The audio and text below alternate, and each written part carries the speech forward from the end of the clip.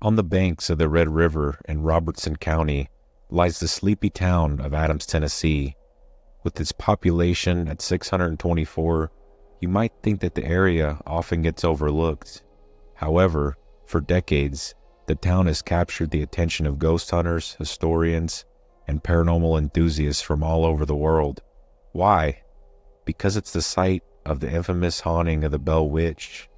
From 1817 to 1821, a man named John Bell and his family were harassed by a mysterious and invisible spirit known as the Bell Witch.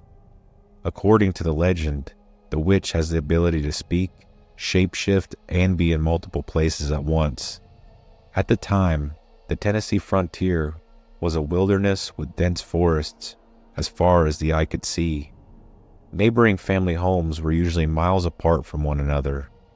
The strange occurrences began at the Bell family farm when John Bell came across a dog-like creature. He fired his gun at the animal, but it quickly vanished. Soon after the incident, strange disturbances inside the family's home began with loud knocking noises, gnawing sounds, and the sound of chains dragging across the floors. Eventually, the witch's activities became physical. It began striking, pinching, and pulling the hair of some of the family members. However, it was John Bell and his daughter Betsy who received most of the abuse. The witch then began speaking and having full conversations with members of the family as well. Oftentimes, it directed insults and threats at John Bell.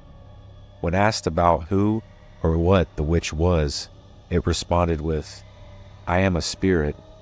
I was once very happy, but now I have been disturbed and made unhappy." Even the family's enslaved workers reported the strange happenings.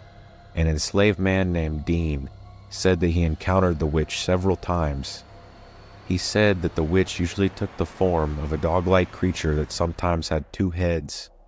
Dean admitted that soon after these encounters, he began carrying around a witch ball, made by his wife to protect him from harm.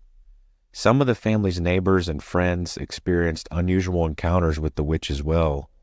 One incident involved a family friend named William Porter, in which he supposedly grabbed the hold of the witch and attempted to throw the invisible entity into the fire.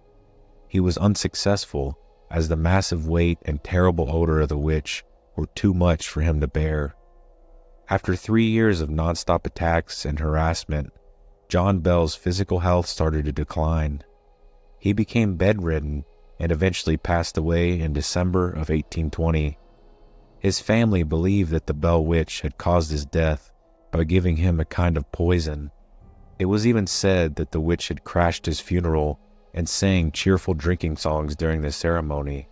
After his death, the constant hauntings and abuse lessened, then eventually stopped altogether, just as mysteriously as they began.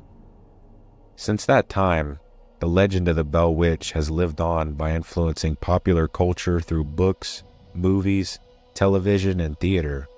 While many view the story of the Bell Witch as local folktale, there are others who believe that the hauntings did in fact take place and that there is still supernatural activity connected to the land.